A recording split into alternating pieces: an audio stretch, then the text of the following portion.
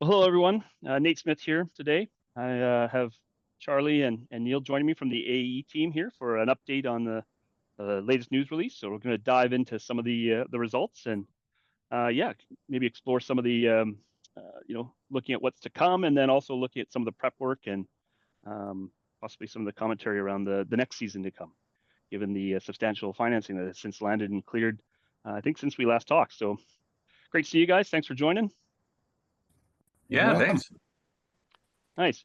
Yeah, so I'll load up my screen share here, but before I do, I guess the first thing that jumped out at me here with the latest batch of results, we had 29, then we had 30, and then we had 33, 34, and 32, but no 31.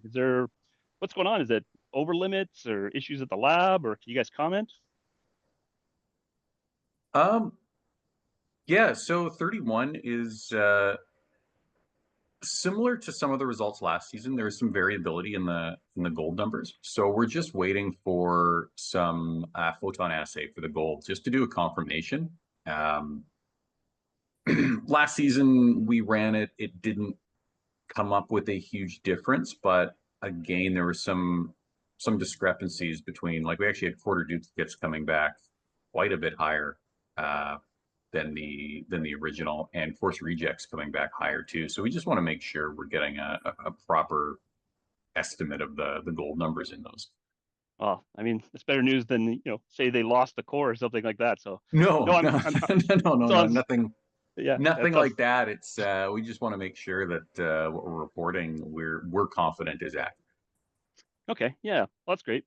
All right, well, let's start before we get into 33, because I got lots of questions on 33. And yeah, I look forward to getting that. But let's touch on 34 and 32. So, oh, there's just a quick note there. So, yeah, 34, 32. And I guess we could talk a little bit about 29. I don't think we had a chance to chat about that. These are all these, I've been calling them the inner zipper, but these are the steps east of the most western collared holes. And yeah, I guess in generality, I would say, hey, what's been gained and what's been lost? And before you get into that, I would say my own comments and takeaways was, again, we're seeing as we stepped east, uh, more to that, we'll call that speciation model. We're seeing that, overall, some of the grades are increasing. We're seeing these iterations of dikes. And the biggest takeaway for me was 34. Oh, sorry, I was going to say general gradation of copper, overall grade also increasing as we go north. And then interestingly on 34, so I'm going to move my screen down a little bit, was this it looks like the Babine grandiorite actually struck out quite a bit to the west, which was kind of interesting. So Hmm. yeah, so I'll leave it to you guys. Feel free to comment, but yeah, looking at what is the main takeaway from this? Is this a case of we'll have to see some more continued drilling into the east to really show that grade not only increasing to the north, it's also increasing to the east, or what are your thoughts there? Do you want me to give an overall kind of thing? Just start with Yeah, one or yeah. what? Why don't you jump in and then I can speak to some of the specifics. Yeah, when I was kind of looking at this and uh, put my piece on the news release, I actually drafted up some sections myself that use this one that you show there. So maybe can I share my screen? Yeah, absolutely. I'll stop and it's free to share. I'm, again, as Tony mentioned in the prelim to this talk, I am somewhat aged. So, yeah, I'm just wondering if I can do this, but I think, can you see my screen now? Yeah, you're up and running. Yes. Oh, that's impressive. Thank you very much. Okay, so I'm going to just go from this current slide, and was this the one you wanted to look at, 34? I did it sort of for both, but I just Yeah, kind of did a standard thing that I do. And that's kind of, I overlay these things with the other traces that are nearby, just to give a bit more context. So this one is on the left is 22, so that's the hole to the west of yeah, 34, and then on the right hand side of the screen is 34 itself. So they're at the same scale, and then I think one thing to take away from this one is, yes, your point about the Abine porphyry in the upper part of the hole. Can you see my cursor on that too? Yep. Yeah, that's on the right-hand screen. I mean, basically, the way we would interpret that is that there must be a an apophyse, a dike coming off of the main mass of the porphyry, at an angle to it, maybe at a high angle, and we kind of drilled down that thing to start with. So, there is some grade in it, maybe where, a copper dike or one of those late monzonite dikes cuts through the thing. I'm not sure exactly why that ran a bit more in the middle. It might be a sedimentary rock screen that upgraded a little bit with the porphyry. But yeah, generally the porphyry is not as good a grade, and that's what we see. We might have drilled down something. I think that's the way we interpret that. I think one of the most important things is that from the Babine porphyry stock contact at depth, like you see in the lower part of 22 down here, even within it, to some degree, there's some decent grade. But as you go westerly from that, you generally have good grade, not always, but generally. And there's a broad sort of two, or not, more like 300, 350, 400 meter stretch, pretty steep, that runs pretty darn decent grade. And it's variable. I mean, that is the nature of the NAC system. Sometimes the variation is from very high grade to good grade, and at other times it's from moderate grade, to higher grade, and sort of spiky. But within that sort of corridor, running between surface, where the historical hole is really all we have at surface over in this area. And all the way down to depth, we have this broad corridor of several hundred meters of pretty darn decent grade, and it varies within it. So I think when you put on some of the historical stuff, that shows that. So let's just put on the other holes that kind of cross this window of about 50 meters or so that this section would be built from. So here's hole one, or hole 3 and 2. So 2 would be coming from the south into this section and crossing it.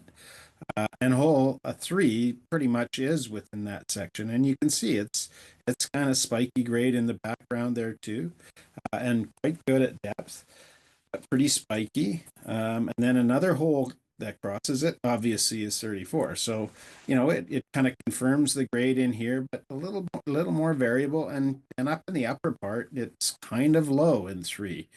But that's just kind of the nature of the beast. And I think the thing you need to keep in mind is that, within that envelope of the section, and within that east-west envelope, it can vary quite a bit. You got to put it all together. And yes, it's an atypical porphyry. It's still a porphyry system, but you're not in that quartz stockwork zone. You're marginal to it. There's porphyry dikes that of a number of generations that bring in minerals, some of them very good, some of them moderate, some of them a little lower grade.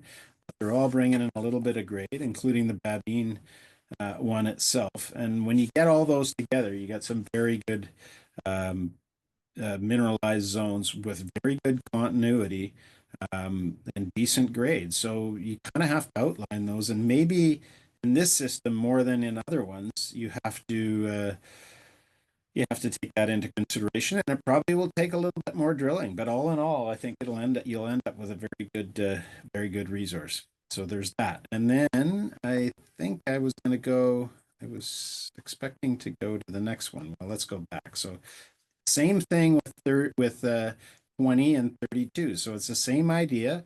They're at the same latitude. Hole 32 is in the same easting as hole 34. So it's just to the north, 100 meters. And it is 100 meters east of hole 20. So that's what we're going to see on this one. So I think the way I was going to do it was just do it similarly. This one's got a few more holes passing through it. As you can see on the left, that's hole 20. That's the one that's 100 meters east of hole 32, which is on the right-hand side here. And I think this is a very instructive section. I mean, hole 20 was, one of the lower grade holes, really, disappointing.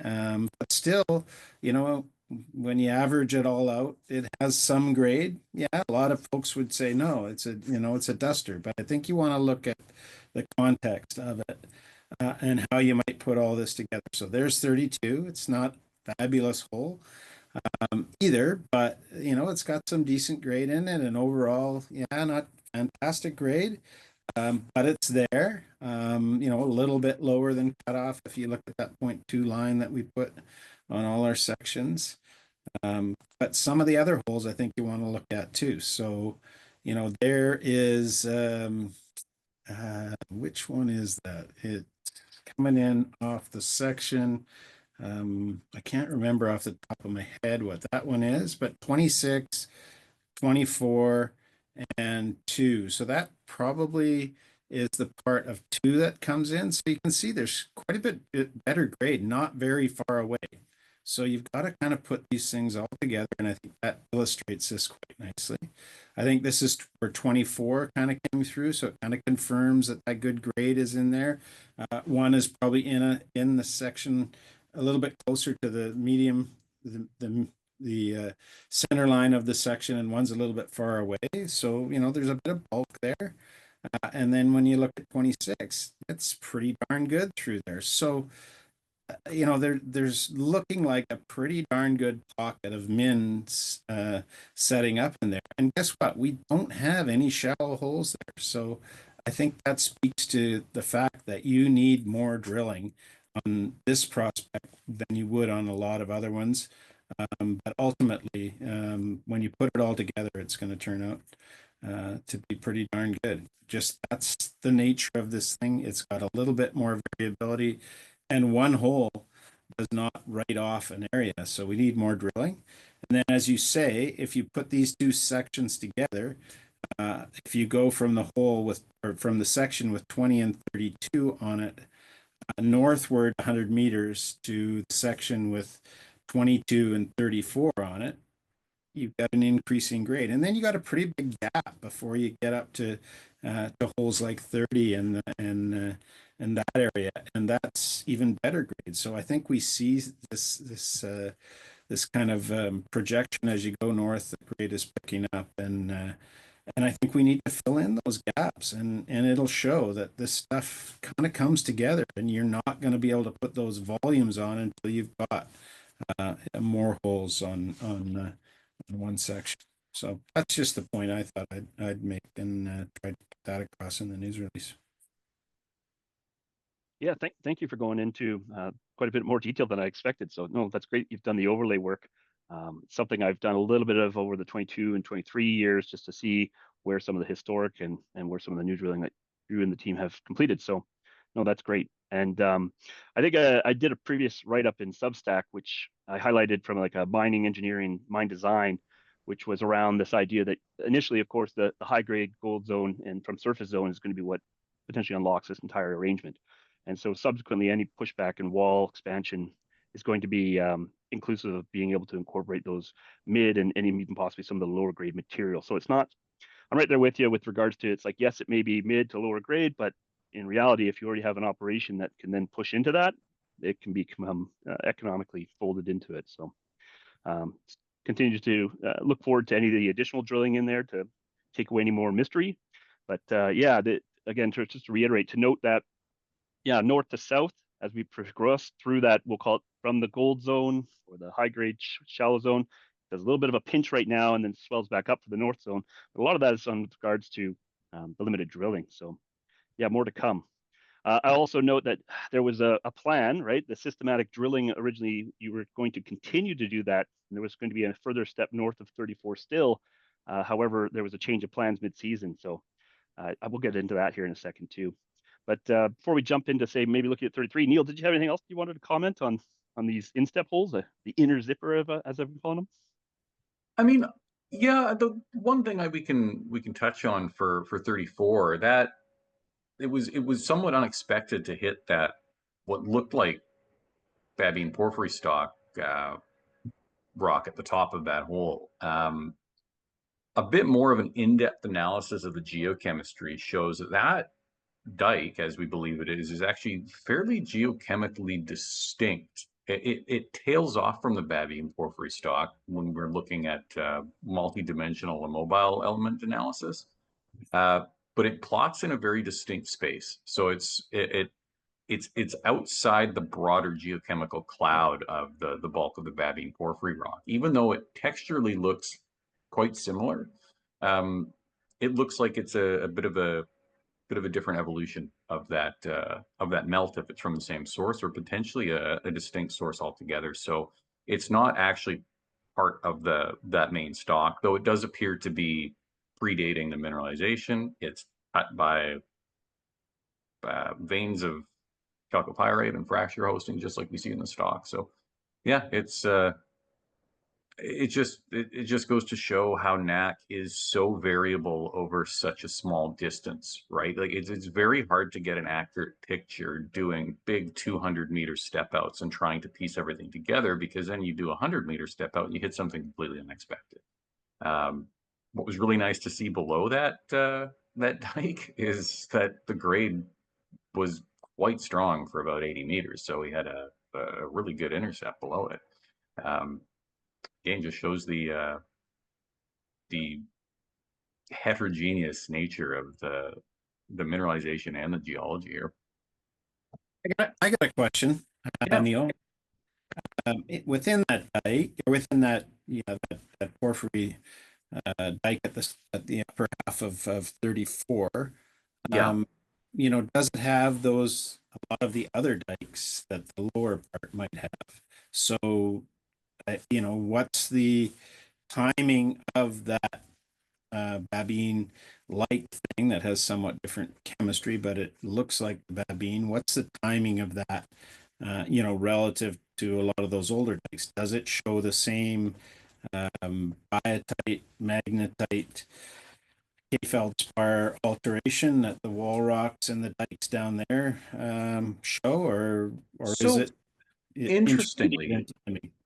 it looks like it might have been subjected to magnetic destructive alteration. The big thing that jumped out to me looking at all of the data was the really, really low magnetic susceptibility within that dike.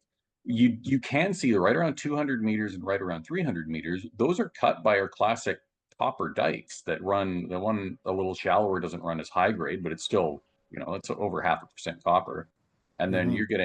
you're getting pops up into above 1% copper in the dike at 300 meters. So it's cut by what we know to be those later stage dikes. Yeah, Um, and those and cut so that, the main porphyry body too, right? yeah, and those cut the main porphyry body, and they also cut, you can see another instance of one just down around 375 meters. It runs very strong grade. So it cuts the host rock, cuts the porphyry, cuts this dike. Um, yeah, it's a geochemically distinct and alteration wise distinct as well. Like it does not have any magnetic response, whereas there is quite a bit of primary magnetite that is still present in the porphyry stock proper. We don't Yeah. see that in this instance of diking, even though it has a really similar abundance of plagioclase to presumably quartz. I mean, I do believe we have a thin section in the works for this one, so we'll take a look. Now we can pull out a bunch of samples and stain them. I did a whole bunch of that yesterday with other stock rocks too. Yeah, that'd be an important one to get, because it is so unique and does kind of, it has implications for the geology in this area for sure, especially given that just below it is I'm not sure if it acted as a fluid barrier, but there is a massive uptick in mineralization, quite a bit above what we see down in 32 and off to the west in 22. So yeah. That's some great additional color on 34, because yeah, out of all of the inner zipper holes, this one was the largest standout for me. I think the big takeaway were the multiple intrusive of the dikes. But yeah, thank you for the additional color on that. Okay, well, let's switch gears and start to talk a little bit about 33 and some of the surprises for me. Um, so first things, three distinct zones. So I know we had some chats earlier with the preliminary results of that before assays, and we talked, a little bit about two zones. So the third zone is where I spent some time today reviewing a lot of the core photos. And let's talk about that first, because that was actually one of the more interesting ones that I wanted to reference. And that's in around that 500-meter mark. And what I was Yeah. noting from the core photos and the descriptions, a lot of biotite alteration being introduced on top of that sedimentary package. Yeah, so you want to open up, maybe comment on that first? Yeah, I mean, so that mineralization starting around 500, actually it really kind of kicks in around 400, just above 400 meters, and then really increases in strength around 500, 600, is directly analogous to what we see in NAC 22.4 and NAC 22.12, where it's largely in pebble conglomerate. There's veining, but also matrix and classed phenocryst replacement of minerals with bornite and chalcopyrite and locally chalcocite.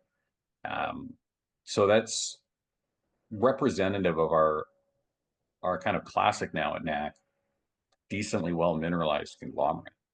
Um, and then that's immediately abutting the porphyry stock. And that's consistent with what we found in 12 and 4 as well, if we extrapolate 4 to depth as we hit it in 12.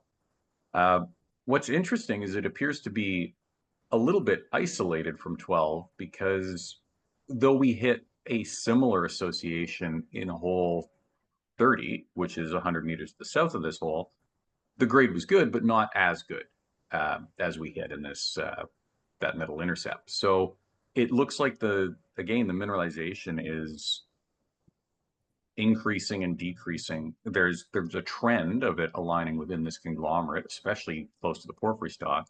But then there are enrichments locally too, which is, it's a good thing to see. Sorry about that. Screen just did a refresh. Look good. Yeah. Nice looking family. Yeah, those are my girls. Okay. And then yeah, so the other zone. Oh, sorry. The other thing I noted on that was that zone continued to have that elevated gold grade, as well Yep. as yeah, noting of the hematite that was included in that. Have you guys determined if that's magnetite destructive, or is that just locally hematite there appearing? I mean, I think it's likely more evidence of a more oxidized fluid. It's unlikely that that was primary magnetite and then altered. Just knowing the propensity for bornite to form as a primary mineral there as well. Just a bit more indicative of oxidizing fluids. I think that's your iron species, that's your iron oxide species that's precipitating out. Again, that could be, this interpretation may evolve as we see more. Okay, right on. Yeah, the other zone, of course, was of interest was the chalcedonic breccia arrangement there in around that 700 to 800 range. Happy to see that it is actually sporting some gold, some silver, and as well as a heavy load of copper in there as well too. Do you have any additional comments you'd like to give on that one today? I'm Yeah, hoping maybe you can walk me through some of the language in the news release, how you're stipulating that this is now confirmed evidence leaning towards telescoping, but in previous you've identified it possibly as indicative of a migrating center or possible multiple centers. Have you guys landed on one definitively yet, or where's your head no, there? again, because this is isolated and somewhat unique within the NAC system, I think we need more nearby context. There's definitely support for drilling another, maybe not as far stepped out hole along this trend to get a proper fence in this location. Now that we have confirmation that it actually does host pretty, for porphyries, significantly elevated copper and gold. That's always the dice you kind of roll when you see these textures within a porphyry system, is sometimes that they can run with very strong gold grades. In the case of low sulfidation epithermal systems, but there's other geochemical mineralogical indicators as well. There's nice bladed barite within veining, and that is interstitial to the barite crystals, quite a bit of chalcopyrite, and that's something that you can find in epithermal systems as well. and just its location within the broader porphyry system. I'm sure Charlie has more to comment on this, but it's pretty encouraging to see, and it shows that you've got either a center with multiple pulses that's migrating, or potentially multiple centers, and we're seeing something a bit more distal from this main system that we've been exploring. So yeah, I was very, very happy to see that it did run with elevated gold and silver, and obviously we knew it was going to run with some copper because we could see quite a bit of chalcopyrite in it. But yeah, overall, I'd say very encouraging. No, I that's don't great. have a comment on it actually, but yeah, I was very, very happy to see it bringing in the precious metals as well, because yeah, sometimes that stuff can be better than a doornail, and it wasn't. So, and we've had recent experience with the same thing, not on this project, on a different one, but yeah, that was pretty awesome. And we have seen just little snippets of the same stuff elsewhere. Don't really have a great handle on, or at least I don't, on which way it's going. But Yeah, yeah, who knows? Maybe it gets even better. Why not? Yeah, well, on that note, I mean, my focus has always been copper porphyry systems, but from the limited work and study I've done on epithermal systems, typically your gold and silver will fall out in a very narrow band in an overall expression of an epithermal system. So to see Mhm. some, right, and that elevated level is very positive that either you have telescoping, which means you've had overprints up and down, or you guys are actually honing into a hotter area of this. I mean, you might go higher, might go lower, you might find out which area to target better next time, but to see that you had gold right off the bat is it was a pleasant surprise for sure. Um, yeah, the other remark I had about this overall hole was the number of dikes it was able to clip. I mean, there's yeah the mafic and the sparsely feldspar ferric dikes registered all across it from shallow to depth. So is that an interesting? Are we starting to see a coalescing of dikes here, or additional expressions, or is this just a feature of where this hole was colored overall? Hmm. we're definitely seeing more intercepts of that same dike phase, that same copper bearing dike phase. Um, Very similar in geochemistry to what we hit at the top of hole 12, what we hit at the bottom of hole 4, what we hit at the bottom of hole 2. Uh, and yeah, it's good to see more instances of them, even though they're thin intercepts. If these are irregularly intruding, it may suggest we're getting closer to the potential source of these. And at the very least, it's given us more intercepts to help build together an orientation for at least some of the dikes in this associated with this pulse. So I think I'd also add, that when Nick Dudek in our office did that sulfide speciation model, which shows the chalcocite and bornite are more common to the north and to depth. I mean, those dikes are associated with bornite, so they are, that's yes. really a surprising result. It's just encouraging. And then the other point is right in that middle of that 104-meter intercept there with the or with a 50-meter intercept with the 1% copper there. There's that kind of a dike looks like it's bifurcated by that serrate texture. Intrusive phase Yeah. that we see farther north. So, I'm glad you brought that up because that was going to be the third zone that I wanted to talk about and register yeah, that clarification. So yeah, I noticed that the white entry hadn't been registered on the litho, and so this is your guys' interpretation of one of the first hits into that new intrusive type. yeah, and it was really something completely different. I happened to be there right up at the site right after it was drilled, and that thing really got my attention. That I got pretty excited. I mean, that's all bornite there, and then on either side, those more monzonitic composition dikes, the copper dikes, or whatever you want to call them. ANPH is the logging code we use on either side. Those have the really nice bornite veins in them, and they run like crazy. So better even than the thing in the middle. But the thing in the middle is pretty exciting looking too. So There's still some things to unravel there, because in yeah, 33, at least the thing that we've been calling the serrate texture in 33 is actually a lot more geochemically similar, almost geochemically identical to the other copper dikes that we see, like in hole 12 and in hole 4. We don't actually see any of that serrate texture intrusive, at least from the geochem, which is quite unique and quite distinct. We Yeah. don't see that crop up in 33. So even though it looks very, very similar, it's actually a lot more similar to that more monzonitic bornite, chalcocite, chalcopyrite bearing intrusive. Yeah, No, I that guess that, it's a good point. We had it out, and Nick was there too. We pulled that thing out, and you could see the contacts. I mean that. Mm. Yeah, I don't know what the chemistry was at the time. You're right, but Well, and and we it don't might be really know muddied what by. controls that chemistry either, do Mhm. we?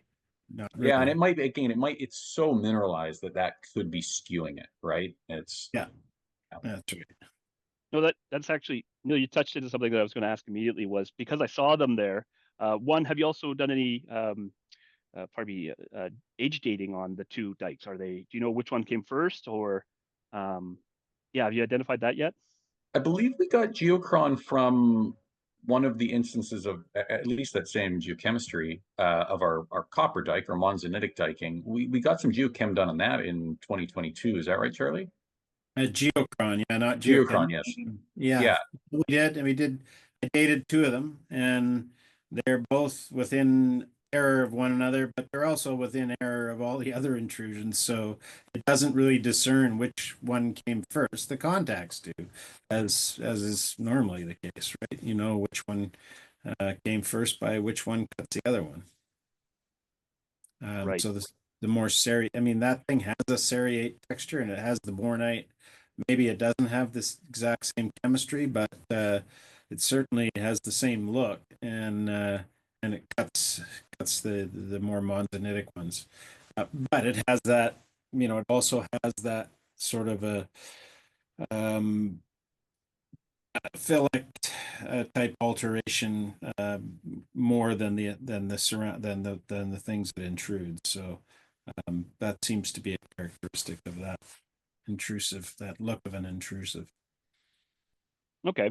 And then, so you also touched on something else I was going to ask. The geochem is looking very, very similar. So they're showing some potential relations at some point. Is that right, Neil? Are we thinking maybe one came in and then the other from the same melt, or from a sequence arrangement, or I mean, from the if we're talking about the individual instances of our monzonitic copper diking, I would say that they're probably from a very similar timing and a very similar source. When you're comparing those with our other diking we've hit in the north that also hosts disseminated bornite chalcopyrite, um, those look, at least geochemically, very, very distinct. They have in key immobiles, they have some pretty important differences that shows a quite possibly a different magmatic affinity. As for timing, we don't really have a clear evidence of our monzonitic diking cutting those, but we do see our serrate diking cutting the Babian porphyry stock. So we know it's at least younger than 51 million. We don't have a upper bounds on that age yet. okay. And a couple other items I want to talk about the development of the new intrusive. Have you guys done any K stain work on it yet? And where is that landing? Is it showing elevation of potassium or K feldspar that's been I think you just altered? look at the four acid data, and it's a very high K. It doesn't. It often doesn't reflect that in the K feldspar staining because the K feldspar itself has been made over. Not entirely. There's still some relic K-spar or K-spar phenocrysts in those in some of the samples that I stained them a couple weeks ago. I just stained some more yesterday. That comes up with where the K feldspars still there in a little bit more abundance. I haven't actually described them or photographed them yet, but they're pretty high K, and I think they might even be the highest K things all around. I haven't gone back to the copper dikes and seen what the percentage in the 4 acid is, but those things were commonly around 4%. That's really high in the acid data. Okay, great. And then, Charlie, from one of the presentations that you just completed in Vancouver, you had mentioned that, I mean, we have seen and its identification of the sericitic alteration, but you mentioned that there potentially is even some argillic alteration that's also being present on this new intrusive, either hit here or at the other holes.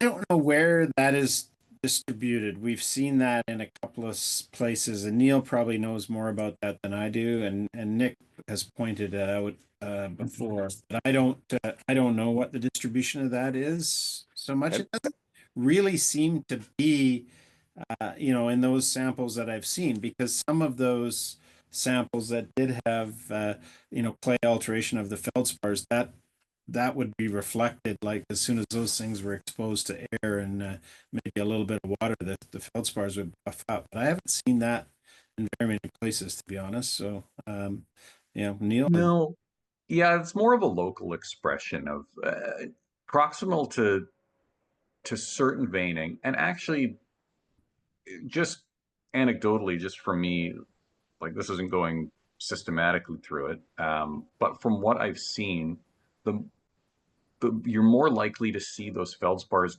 going to clays where they actually puff up, um, Yeah. right proximal to some of the quartz veining that hosts molybdenite. And we know that comes in quite a bit later, and it's a really narrow selvage around those zones.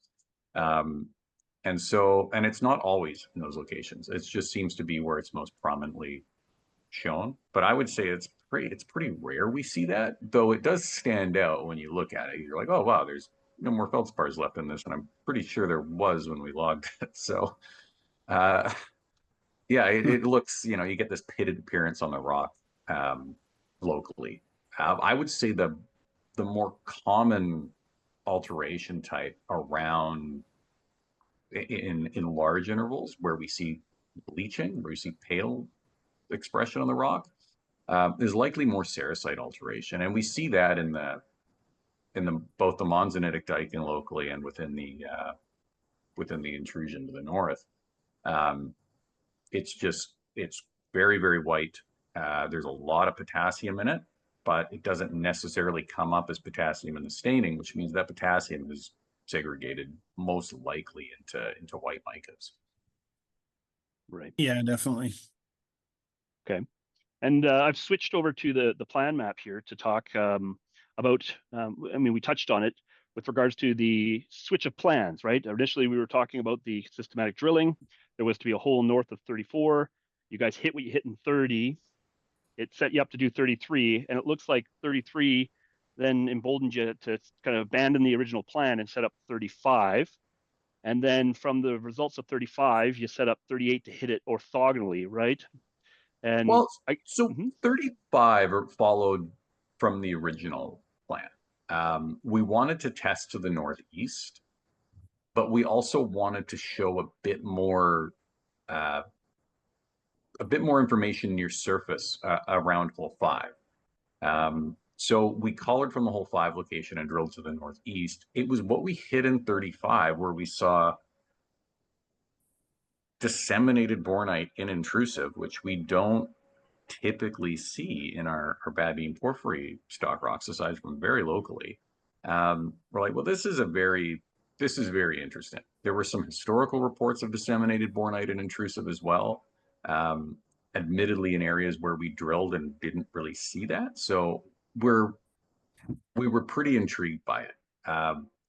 So we made the call to say, hey, let's test this trend a little bit more thoroughly and get another hole that would help us out geologically along the western margin of the porphyry stock. And that ended up being hole 38. So we came to the hole 4 location and drilled a due north hole, and then it takes its usual deviation. And that basically makes a fence of holes with hole 2, hole 24, and now hole 38, um, with the aim of testing the north a bit better and hopefully intersecting more of this mineralized intrusive. Okay, great. And then, yeah, I think you expressed some concern was that initially 35 might be cutting down one of the dikes, and now 38 now have hitting it orthogonally is determining that it's like, no, it's not as a thin down hit. This is actually a case of a new intrusive with the mineralization arrangement witnessed? Yeah, I mean, in all the section work, again, we only have 2 holes hitting this, and they're at oblique angles to each other. It's still, these don't really line up on a plane, right? You can't explain the geometry as planar dikes. So these appear to be at least irregular intrusions or potentially more blob-like plutons or A bigger body. a body, tabular bodies as opposed to planar dikes. Again, we're not going to know for sure until we drill more and until we can have some holes that step more to the north and more to the east and help us better hone in on the actual geometry of these. Okay. Yeah. Why I'm looking for clarification is in and around. I did a Twitter post of the assumption set based on the description you guys have given me, but typically this project has been largely focused on the sedimentary package, like layers of a cake. Whereas now, with this being another new intrusive, we're talking about a potential body such that it could be vertically unconstrained. Since there's so little drilling, there's nothing necessarily to say it doesn't come to surface. It's going to require that drilling to prove it. But also, very importantly, there's also nothing to stop it saying going deeper, especially given that we know that a lot of these intrusives that have been witnessed to date on this site are all post-faulting, right? So am I correct in my speculative understanding of what could potentially shape up after additional drilling to show? I wouldn't say they're post faulting, but there can be a little bit of movement. Doesn't seem to be massive amounts, but I think you're right. I mean, we just do not know the geometry of these things. Most of the other things, when you intersect them, they might have, a low angle to core axis contact at the upper side of it and the lower side. So you get 4 meters of dike rock, and you can see that it's not that broad of a feature, and many of them are like that. But these things, we had some long intercepts in them, so it suggests either you drill down a dike, as Neil was saying, and we tried to test that, and we didn't find that. So it looks like there certainly are much larger bodies than the typical dikes we've intersected west of the stock. And yeah, they could be large, and they could go a fair distance, and yeah, it's pretty much open right now. Just kind of ran out of time, so now we've got the money, and that buys you some more time, and we need to go test it. Mm-hmm.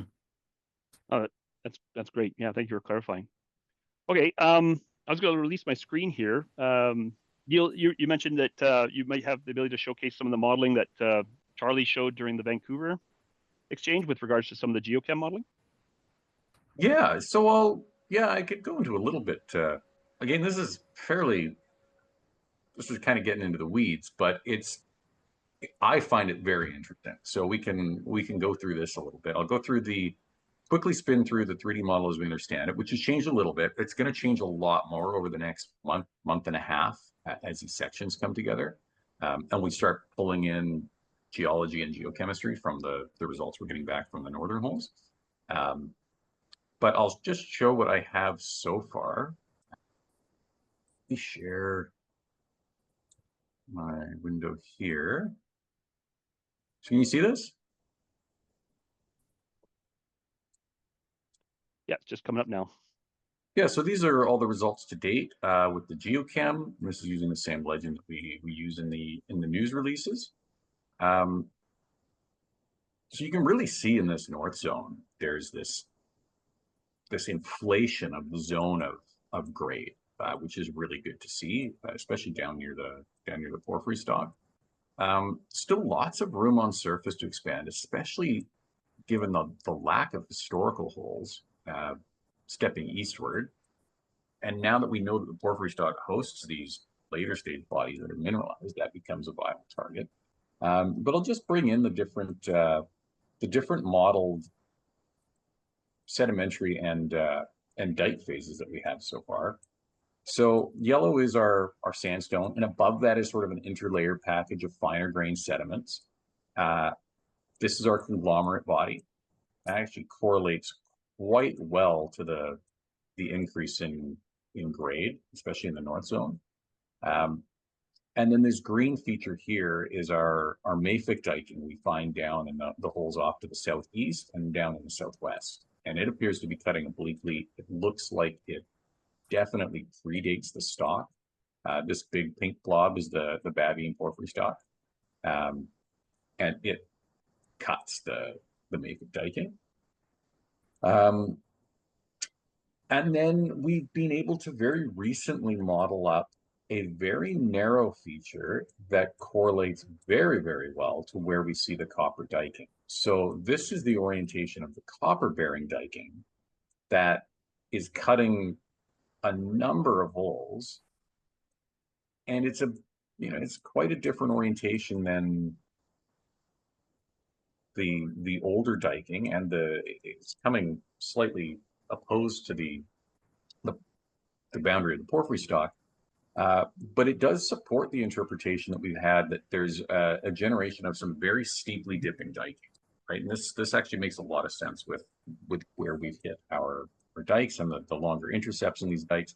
Again, it's not the only instance of the copper-bearing diking, but this is a plane we've been able to confidently model up. And so everywhere a hole intersects this plane, you see an instance of this monzonitic copper-bearing diking. So really happy to see that come together. And that wouldn't have been able to come together with any degree of confidence if we hadn't drilled 29, 22, 32, and 34. So getting those infill holes has been key to helping piece together the geometry of what we know to be a really important feature of the property. So yeah, this is our understanding. It's a work in progress and will be evolving quite rapidly over the coming months. What I can show you now is jumping to a bit of the geochemical analysis and how we've been working to classify and reclassify log lithologies so that it better fits with what we see in the geochemical data. So I'll just share. Again, this is really getting into the weeds. I like it. So can you see the screen here? Yeah, that's up now. Okay, so these are all of the geochem points that we have so far that show specific immobile elements. So it's quite interesting to see. Our mafic dikes plot very distinctly, and I'll just sort of preface this whole thing. This is UMAP space. So what this is it's essentially a multi-dimensional analysis of select immobile elements. So I think there's a suite of 11 different immobile elements we get from the trace 4-acid geochem. And it essentially takes a ranking based on importance of the different number of elements, and there does some statistical voodoo. This is all Nick Dudek in our office's wizardry. And then it plots them in an arbitrary space. And so while these numbers are dimensionless and don't really mean anything, in context together, they go to show how geochemically distinct each different rock type or dike type is. And so then these are color coded. There's a bit of a lith code legend off to the side here. These are color coded based on their logged lithologies. So let's take hole 9, for example, up here. This is bavian porphyry stock rock. It plots in a fairly broad cloud, and that makes sense because of how heterogeneous and how porphyritic this rock is, right? So it's a pretty noisy rock, but consistent at least amongst its immobiles. And so it plots in this region up here. An example of the utility of this kind of analysis is taking the upper section of what looks like otherwise identical rock in hole 9, and you can see it plots in a very, very different space, much closer being pulled much closer towards the mafic dikes, which plot in a very, very tight grouping. So this is really, really helpful when you go and say, hey, like we've got, we're unsure of what to call this dike. Texturally, it looks pretty similar. Geochemically, nothing really jumps out because these are all very subtle variations, but you can see, so like any of these teal green things here, or these pale teal, that's our monzonitic copper diking. And you can see just the similarity when we go to zoom in down in hole 2. They plot in a very very tight grouping, geochemically very similar. The one in hole 4, again, identical to what we hit in hole 2. And then you hit the top of hole 12, this area up here where we had some, let me just orient ourselves here. I believe now, it's this guy here. Yes, yeah, up here. Plots in a very similar space. And same with the stuff in hole 3 is what, or hole 33, those monzonitic dikes. So it just helps us be more confident with our calls. And then you can see that serrate texture intrusive while we're waiting for the golds and everything to be finalized. We have the prelims for the multi-element, and we can see that those plot in a very, very very distinct space. So they're very different than the porphyry stock rocks. Very, very good to have this information. Again, I don't think there's anything material here. There's no copper numbers being shown, and there's no gold. So this is just showing our broad suite of immobiles. So yeah, this is sorry, you're using this for if there's any question mark about identification, but also for some of the reconcile work that you're from your initial logging, and then you're going back to double check. Is that correct? exactly, yeah. So we're going through. There's quite a number of different distinct dike phases, both with different textural expressions, different mineralogical expressions. So having this tool set available really, really helps our loggers and our the guys doing the sections up in the office. We got about 4 guys working on piecing this together through manually drawing sections. Having this tool available really helps you say, yes, I'm confident in this call, or we need to go look at these rocks and we need to see, why is this saying this is something different when we originally logged it as this? So yeah, it really helps those calls. And now that we have this can really help getting an interpretive model going forward, and helping the loggers in subsequent seasons. So yeah, it's kind of where we're at with the process right now. And again, we've done this data for the SEDS packages, and that also shows some pretty distinct layering in the SEDS, and it kind of confirms our initial assumption on the bedding orientation. So it's been very helpful there. Yeah, it's just I don't know. I like this kind of stuff. It's cool to be able to do real science on this, and hopefully this helps us eventually down the road vector into the better mineralized zones. Absolutely. Comments actually on that. That's great, Neil. Number one, it actually is 3 guys and 1 gal, the reloggers. So just some props to Emily on that one. Of course, yes. The other side of it is, a lot of those dikes they're very altered, and they likely predate the porphyry stock, just as the mafic dikes do. Mafic dikes might be the oldest, it looks like, but those things are altered, and they're biotite altered and magnetite altered, and texturally they're tricky to see exactly what they are. I mean, some of the dikes it works out the serrate thing is very easy to identify. The monzonite dikes are very easy to identify. The mafic dikes are, they're because they look kind of like the sandstones, but relatively speaking, they're easy to identify. But a lot of these other dikes that are involved in the mineralizing process are harder to identify, and therefore harder to correlate from section to section. So it's good to have this additional info to work with. And then we can feed it back into the rocks. We have all the rocks here, right? And we can look at the chemistry, look at the descriptions from the loggers, and I know Neil likes doing this real science. Well, looking at the rocks was actually real science too. Don't forget that. It's just another way of adding some rigor to the process, and it's awesome. Yeah, no, it jumps out to me.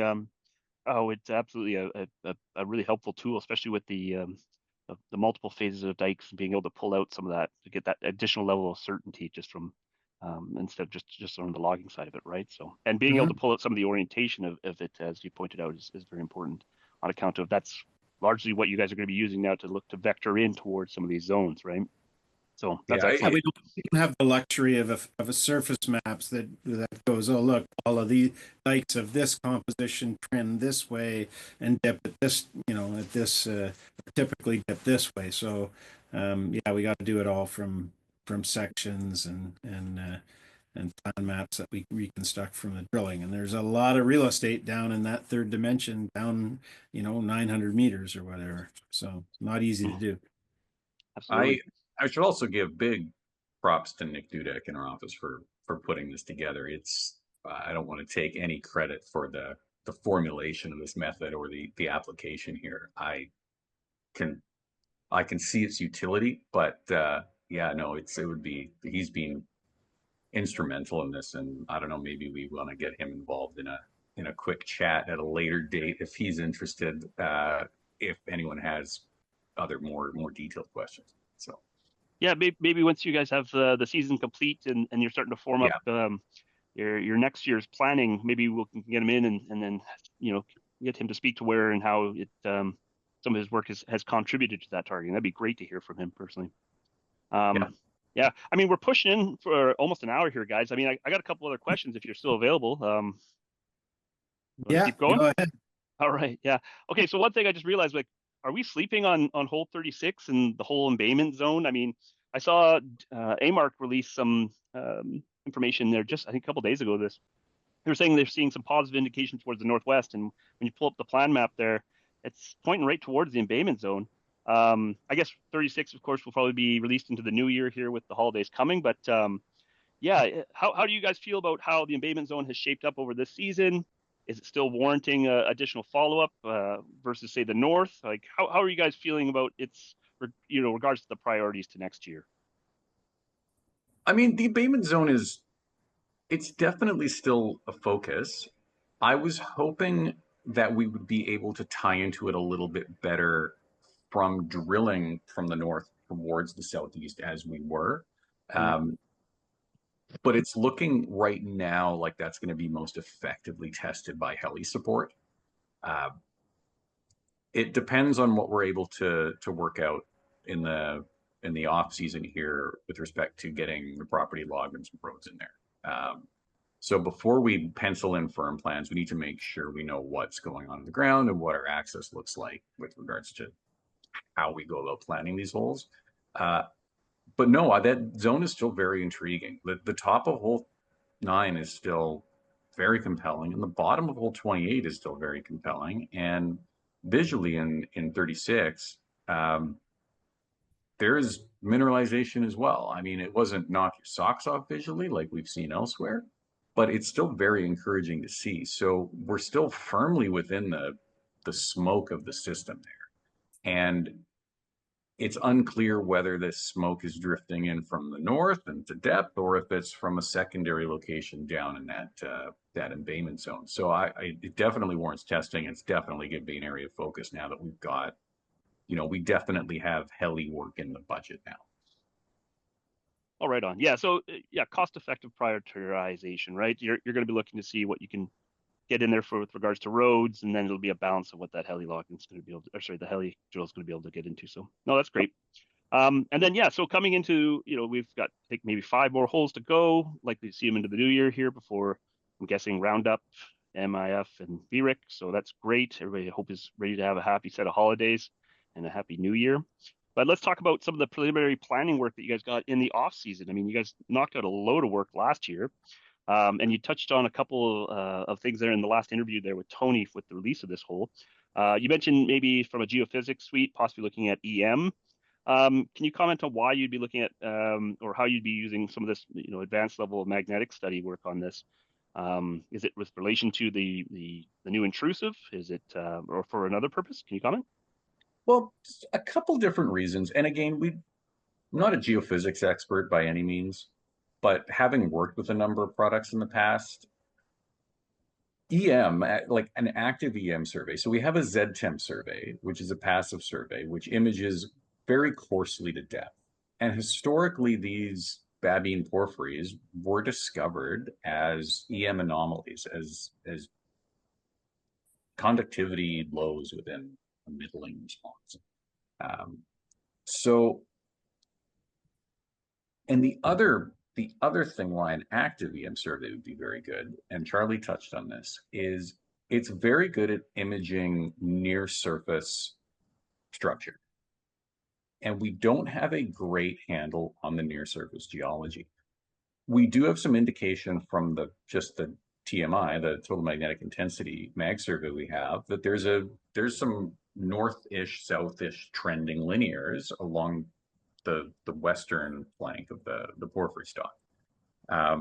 If those extend and are actually offsetting geology, it would be really beneficial to get a clearer resolution look at that. And so something active like a VTEM survey, for example, and again, we're not fully committing to this, but we're exploring these as options, could help us get a better handle on the near surface geology, and that can help us interpret any structural interpretation going forward. And I mean, it may also show a clearer resolution of resistive bodies at depth, and that can also be helpful in porphyry exploration. Typically those surveys are used for VMS where you're looking for a really like bright conductive horizon. So it's a matter of looking at our specific geophysics on this property and seeing if that would be applicable for this.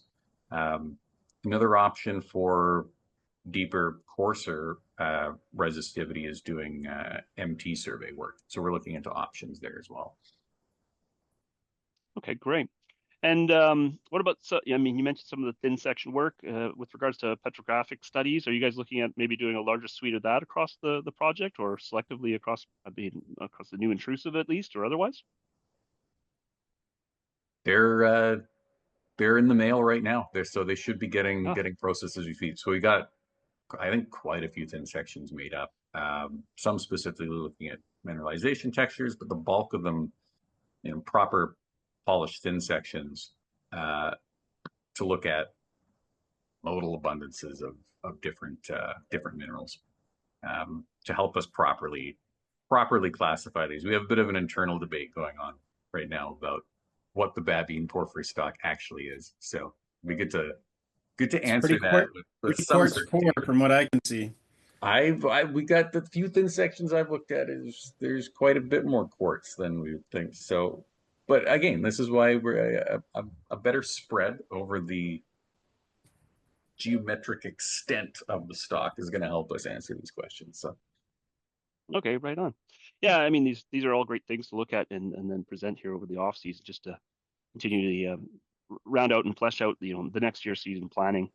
And then as far as the next year's season planning, we've touched on some of the logging, but where's your focus on any of that? Like, is there any considerations or concerns that you have with regards to expanding even further still at this operational area? Like, is all your ducks in the row here for this, or is there anything that you're like, oh well, we definitely want to shore that up? I mean, from a resourcing or from a camp facility size or otherwise, like, what's on your mind there for having to be running another project here, scaled up again? I mean, logistically, the project is very well suited to this gradual scale up we've been seeing. Um, our water source on the property is robust enough to support 3 rigs, which is excellent, and very likely year round, which is good. Um, Worst case scenario, you bring in some water trucks, but as we've done in the past, it'll vary from year to year, but that side of it is okay. And camp has been just awesome. So camp is aware we're in very close communication with them. if we do run a rig operation, regardless of what the loggers are doing in the area, we should be able to have enough bodies in camp to keep it staffed up without having to pay extra. So from an efficiency standpoint, that is excellent. And we've got a 5-year area-based permit over the whole project. It may become necessary down the road to expand additional collars, but for this next year, it looks like we're fully good to go. Yeah, so it's no, it's just a matter of finding the right people and the right geos now if we do expand. But yeah, we've got a great team so far, and if we have to add to it, that's a great problem to have. Yeah, Yeah, right and on. with markets the way they are, I don't think we'll have any problem getting additional geos, unfortunately, for No, yeah. Well, marginal industry. Yeah. I was gonna say the other question I would have is, with the Cell 32 and their involvement now. What's have you guys had much level of engagement from them with regards to like a technical committee or a summary set their presentation to them yet, or are they right there with you, or has it been pretty quiet so far? We just had a technical committee meeting like 2 days ago, so that just kicked off, and quite a few geos involved and other folks, and it was very good. And we've put things out like Neil was talking about the geophysics, and we discussed that with them, and like what do you guys think? What do you geos think in terms of well, and there was a geophysicist there as well, so we're actively seeking their input on all facets, and I think that's going to work out great. It's just what we need.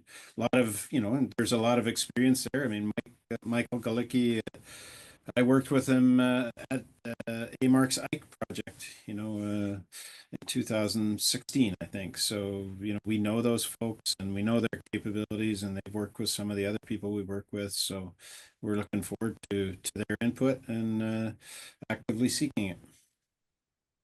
All right on. Okay, well, I think you guys have exhausted everything. So thank you for making the time available and having this touch point for the holidays. Um, I do look forward to potentially catching you guys at either MIF, VRIC, or Roundup here again this year. My understanding is there's going to be your guys' involvement there again. I mean, I hope to see you guys potentially having the Core Shack up or any presentations that you might be into. So, yeah, I hope to catch you then. But if we don't catch you sooner, happy holidays, Merry Christmas, and Happy New Year's, guys. Thanks for the time.